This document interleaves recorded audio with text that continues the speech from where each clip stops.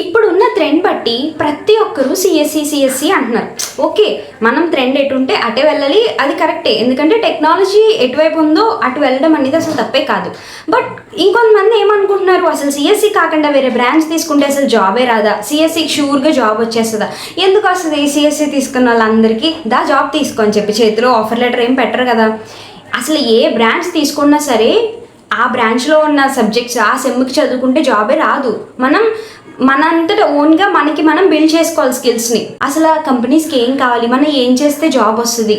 కాకపోతే CSC sub branches తీసుకుంటే ఇప్పుడు బెనిఫిట్ ఏంటంటే ఆపర్చునిటీస్ ఎక్కువ వస్తాయి, కంపెనీస్ ఎక్కువ వస్తాయి. ఎందుకంటే ప్రజెంట్ ఆ స్టూడెంట్స్ ఆ నాలెడ్జ్ ఉన్న వాళ్ళు కావాలి కాబట్టి ఆపర్చునిటీస్ ఎక్కువ ఉంటాయి. అలా కాకుండా త్రిబుల్ ఈసీఈ సివిల్ మెక్ ఇట్లా తీసుకుని సాఫ్ట్వేర్ సైడ్ వెళ్ళాలి అంటే చాలా హార్డ్ వర్క్ చేయాలి. కాజ్ ఆ సబ్జెక్ట్స్ మనకు ఉండవు, మనం ఎక్స్ట్రా టైం స్పెండ్ చేసి ఆ సబ్జెక్ట్స్ నేర్చుకోవాలి, ఈ సబ్జెక్ట్స్ నేర్చుకోవాలి, మేనేజ్ చేసుకోగలగాలి. వీడియోలోకి వెళ్ళే ముందు ఛానల్ని లైక్ చేసి షేర్ చేసి బెల్ ఐకాన్ క్లిక్ చేయడం మర్చిపోవద్దు. ఇంకో బెనిఫిట్ ఏంటి, మనం ఆ బ్రాంచ్ తీసుకుని సాఫ్ట్వేర్ సైడ్ వెళ్ళాలంటే కనుక మనకి సెమ్లో డేటా స్ట్రక్చర్స్ ఆ రిలేటెడ్ సబ్జెక్ట్స్ ఉంటాయి, అందులో కోర్ పార్ట్స్ అన్నీ ఉంటాయి. సో నువ్వు సెమ్కి చదువుతావు, డైలీ కోడింగ్ చేస్తావు, నీకు అది ఈజీ అవుతుంది. ఇప్పుడు మన సిచ్యువేషన్ ఏంటి, మనకి సిఎస్సి ఈసీఈ రావట్లే, బట్ ఆయన కూడా నాకు సాఫ్ట్వేర్ సైడ్ ఇంట్రెస్ట్ ఉంది. సో నేను ఏం చేయాలి, మేనేజ్మెంట్ సీట్స్ ఇవన్నీ అయితే తీసుకోలేను, ఏ బ్రాంచ్ వస్తే ఆ బ్రాంచే. బట్ త్రిబుల్ చాలా కష్టం అనే టాక్ ఉంది, ఇది నిజమా కాదా? అసలు ఏ బ్రాంచ్కైనా ఓపెన్గా చెప్పాలంటే త్రిబుల్ కష్టమే, అది ఈజీ అని సబ్జెక్ట్ అయితే చెప్పం. త్రిబుల్ తర్వాత ఈజీ హార్డ్. ఎందుకు త్రిబుల్ హార్డ్ అని అందరూ అంటారంటే నార్మల్గా ప్రతి సెమ్కి అందరికీ 5 సబ్జెక్ట్స్ ఉంటాయి. బట్ ఇక్కడ త్రిబుల్కి ఈ కోర్ బ్రాంచెస్కి వచ్చేసరికి ఇన్డెప్త్గా ఉంటాయి ప్రతిదీ. అంటే అసలు ఒక చిప్ డిజైనింగ్ అంటే మనకి కాలేజెస్లో మరీ ఇన్నర్ అంత చెప్పరు కానీ బట్ వాటి రిలేటెడ్ ఉంటాయి. ఎలక్ట్రానిక్స్ రిలేటెడ్ ఆ సర్క్యూట్స్ వాటి మీద కొంచెం ఇంట్రెస్ట్ ఉండాలి.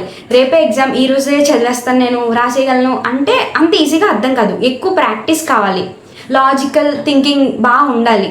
ఒకప్పుడు కావాలంటే మీ పేరెంట్స్ని కూడా అడగండి, మా ఫాదర్ అయితే ఇదే చెప్పారు. వాళ్ళు బీటెక్ ఆ ఏజ్లో ఉన్నప్పుడు ఈ సివిల్కి మెకానికల్కి ఈసీఈ త్రిబుల్ చాలా హై డిమాండ్లు ఉండేవి, అంటే అప్పుడు బాగా ఉండేవి. మనకు వచ్చేసరికి ఇప్పుడు సిఎస్సి ఎట్లానో అప్పుడు అలా అవి ఎవరు తీసుకునేవారు, 2K ర్యాంక్ 1K ఇట్లా 10K బిలో 20K బిలో ఇలా వచ్చిన వాళ్ళందరూ ఆ బ్రాంచెస్ తీసుకునేవారు. సో అవి హార్డ్ అయినా ఓకే దే కెన్ మేనేజ్.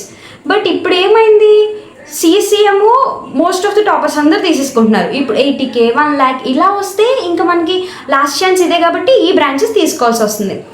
అవి ఎట్లానో హార్డ్, మనకు 80,000 to 1 lakh ర్యాంక్. సో అది ఇంకా హార్డ్ అయిపోతుంది చదవడానికి. అందుకే most of the triple members fail అవ్వడం రీజన్ ఏంటంటే ఇది. కానీ ఇన్ కేస్ నీకు గనక ఈ సర్క్యూట్స్ అన్నా మోటార్ రిలేటెడ్ అన్నా అసలు ఇన్నర్గా ఇవన్నీ ఎట్లా వర్క్ అవుతాయి ఇవన్నీ తెలుసుకోవాలని ఉండి ఆ ఇంట్రెస్ట్ ఉంటే త్రిబుల్ ది బెస్ట్ అయిపోతుంది. అంత మరీ మనిషి చదవలేనంత కష్టం అయితే కాదు, అలా ఉంటే అసలు ఆ బ్రాంచే ఉండదు కదా. బట్ సిఎస్సితో కంపేర్ చేసుకుంటే కొంచెం హార్డ్. ఒకసారి మనం అసలు ఏమేమి సబ్జెక్ట్స్ ఉన్నాయో చూద్దాం, ఏ సబ్జెక్ట్ దేని రిలేటెడ్ అండ్ అట్లానే ఏ జాబ్స్ వస్తాయి. ఫస్ట్ ఇయర్లో అయితే అందరికీ కామన్గానే ఉంటాయి, అంటే ఇంజనీరింగ్ ఫిజిక్స్ మనం ఆల్రెడీ ఇంటర్లో నేర్చుకున్న ఫిజిక్స్ ఎలక్ట్రోమాగ్నెటిక్ వేవ్స్ వీటి గురించి ఉంటుంది. నెక్స్ట్ కెమిస్ట్రీ కూడా సేమ్ ఇంటర్దే బట్ ఇంకా అప్డేటెడ్ కొంచెం హైగానే ఉంటుంది. ఇట్స్ ఓకే ఫైన్ బాగానే ఉంటుంది, అది అన్ని బ్రాంచెస్కి కామన్గా ఉంటాయి. ఇంజనీరింగ్ ఫిజిక్స్ కెమిస్ట్రీ మ్యాథమెటిక్స్ మొత్తం మ్యాట్రిసెస్ ఈ రిలేటెడ్ అంతా ఉంటుంది. ఓకే బాగుంటుంది, మ్యాథ్స్ ఇంట్రెస్ట్ ఉంటే ఇంజనీరింగ్ మ్యాథమెటిక్స్ అసలు చాలా బాగుంటుంది. నెక్స్ట్ ఏదో ప్రోగ్రామింగ్ లాంగ్వేజ్ అయితే ఉంటుంది, ఎయిదర్ సి పైథాన్, మోస్ట్లీ సిఏ ఉంటుంది అందరికీ. ఇంకా BEEE ఇది ఎలక్ట్రికల్ డిపార్ట్మెంట్, ఇది ఈసీఈకి త్రిబుల్కి కోర్ సబ్జెక్ట్. ఇది ఫస్ట్ ఇయర్లో అన్ని బ్రాంచెస్కే ఉంటుంది. ఇందులో ఏముంటాయి, జనరేటర్స్ మోటార్స్ గురించి బేసిక్ సర్క్యూట్స్ గురించి వీటి గురించి అయితే ఉంటుంది. ఇప్పుడు సెకండ్ ఇయర్లో మనం ఏ బ్రాంచ్ అయితే తీసుకున్నామో ఆ బ్రాంచ్ రిలేటెడ్ కోర్ సబ్జెక్ట్స్ అన్నీ వస్తాయి అనమాట. అసలు త్రిబుల్లో ఏ సబ్జెక్ట్స్ ఉంటాయి, ఏ సబ్జెక్ట్లో ఏముంటుంది అని చెప్పి ఇప్పుడు క్లియర్గా చూద్దాం. ఇది జస్ట్ 2-1 సెమ్ది మాత్రమే. అయితే 2-1లో ఇప్పుడు ప్రతి కాలేజ్లోనే అన్ని సబ్జెక్ట్స్ ఉండాలని లేదు, వాళ్ళ రెగ్యులేషన్ బట్టి అది యూనివర్సిటీ అయితే లేకపోతే నార్మల్ అటానమస్ అయితే బేస్డ్ ఆన్ దట్ కొంచెం వేరియేషన్ ఉంటుంది. బట్ మోస్ట్లీ కామన్గా ఉండే సబ్జెక్ట్స్ అయితే ఇవన్నమాట. Complex variables and numerical methods. ఇందులో మనకి ఏమేమి టాపిక్స్ కవర్ అవుతాయి, analytic functions, complex integration. And ఇంకొకటి ఇంజనీరింగ్లో ఇంటిగ్రేషన్స్ అయితే చాలా వస్తాయి. నేను మాకే అనుకున్నాను, ఇక్కడ కూడా వచ్చాయి. ఈ బ్రాంచ్ ఇక్కడ ఏ బ్రాంచ్కైనా అయితే ఇంటిగ్రేషన్స్ అనేవి షూర్ అనమాట. ఇప్పుడు మీకు గ్యాప్ ఉంది కాబట్టి ఒకసారి రివైజ్ చేసుకోవడానికి ట్రై చేయండి. ఎందుకంటే మ్యాథమెటిక్స్లో షూర్గా ఇంటిగ్రేషన్స్ అనేవి చాలా చోట్ల వస్తూనే ఉంటాయి. Next numerical solutions of linear and non linear algebraic equations. Maths interest ఉంటే బాగుంటుంది ఇవన్నీ. యూనివర్సల్ హ్యూమన్ వాల్యూస్, ఇది జనరల్ సబ్జెక్ట్ అనమాట, ఓన్గా రాయొచ్చు, బాగానే ఉంటుంది. నెక్స్ట్ ఎలక్ట్రోమాగ్నెటిక్ ఫీల్డ్ థియరీ, కంప్లీట్గా field theories, Maxwell equations, transmission lines. Next electrical circuit analysis, network theorems, transient, sinusoidal, steady state analysis, 2 port networks, ఇంకా కేసీఎల్, కేవీఎల్, మొత్తం ఇవి రూల్స్ అవన్నీ ఉంటాయి. ఇక్కడ డీసీ మిషన్స్ అండ్ ట్రాన్స్ఫార్మర్స్ గురించి, జనరేటర్స్, మోటార్స్ గురించి, ఈ సైడ్ అంతా. ఎలక్ట్రికల్ మెజర్మెంట్స్ అండ్ ఇన్స్ట్రుమెంట్స్, ఇందులో అయితే measurement errors, instruments, bridges, transducers, వీటి గురించి. సర్క్యూట్స్ అండ్ మెజర్మెంట్స్లో diodes, circuits, BJT, FET, JFET, ఇవి ఫీల్డ్ ఎఫెక్ట్ ట్రాన్సిస్టర్స్, వీటి గురించి అయితే ఉంటుంది. వీటితో పాటు ల్యాబ్స్ యాజ్ యూజువల్గా ఉంటాయి. ఇయర్కి వచ్చి సెమ్కి వచ్చి ఒకసారి 3 ల్యాబ్స్ ఉంటాయి, 4 ల్యాబ్స్ ఉంటాయి. సబ్జెక్ట్స్ అయిపోయినాయి కదా, మరి నెక్స్ట్ ఏంటి?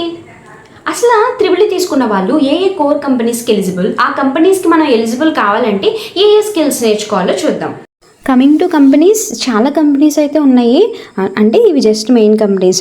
అసలు ఏ స్కిల్స్ ఉంటే తీసుకుంటారు అని ఒక చిన్న ఎగ్జాంపుల్గా చెప్పడానికి. ఇప్పుడు ఏబీబీ కంపెనీ ఉంది, power system, PLC programming, automation. Next general electric company ఉంది, ఎలక్ట్రికల్ మిషన్స్ గురించి, మ్యాట్లాబ్ సాఫ్ట్వేర్ గురించి. And Bharat heavy electrical limited ఉంది, ఇదే power systems, electrical machines, power circuit, వీటి గురించి. సో మీకు ఒక క్లారిటీ వచ్చి ఉంటుందని అనుకుంటున్నా. ఇన్ కేస్ మీరు కనుక అమ్మో త్రిబులి చదవలేము అని అంత భయపడాల్సిన అవసరం అయితే లేదు. సబ్జెక్ట్స్ చూసారు కదా, మీకు కనుక ఇంటర్లో ఈ సబ్జెక్ట్స్, ఫిజిక్స్లో ఇవన్నీ ఓకే, నాకు ఇంట్రెస్ట్ ఉంది, నేను చేయగలను అనుకుంటే కనుక మీరు త్రిబులి తీసుకోవచ్చు. బట్ షూర్గా నేను సాఫ్ట్వేర్ సైడే వెళ్తాను, కోర్ అస్సలు ఇంట్రెస్ట్ లేదు అంటే త్రిబులి తీసుకుంటే కొంచెం హార్డ్ వర్క్ చేయాలి. బికాస్ ఆ సబ్జెక్ట్స్ అయితే ఏముండవు. చెప్తున్నాను కదా, ఈసీఈలోనే అసలు సాఫ్ట్వేర్ రిలేటెడ్ ఏ సబ్జెక్ట్స్ లేవు. మేబీ అంటే ఒకప్పుడు ఉండేవి, బట్ మా రెగ్యులేషన్లో అయితే మాకు లేవు. జస్ట్ ఫస్ట్ ఇయర్లో సి లాంగ్వేజ్ ఉంది, తర్వాత పైథాన్ ల్యాబ్ ఉంది, నెక్స్ట్ అసలు అవేమీ లేవు. వెళ్ళాలంటే ఏం చేయాలి? ఎవరికి వాళ్ళు కష్టపడాలి. అలాంటప్పుడు త్రిబులీలో అన్ని ఎక్కువ ఉంటాయని అయితే నేను ఎక్స్పెక్ట్ చేయను. బట్ కోర్ ఇంట్రెస్ట్, నేను కోర్ సైడ్ వెళ్ళగలను అంటే తీసుకో. ఆర్ ఎల్ సెకండ్ ఆప్షన్, నేను 2 మేనేజ్ చేసుకోగలను, ఐ కెన్ మేనేజ్ బోత్ అంటారా, త్రిబులి తీసుకోవచ్చు, నో డౌట్. అసలు హోప్ ఇన్ఫర్మేషన్ అయితే నచ్చి ఉంటుందని అనుకుంటున్నాను. ఇంకో కంటెంట్తో మళ్ళీ కలుద్దాం. Until then bye.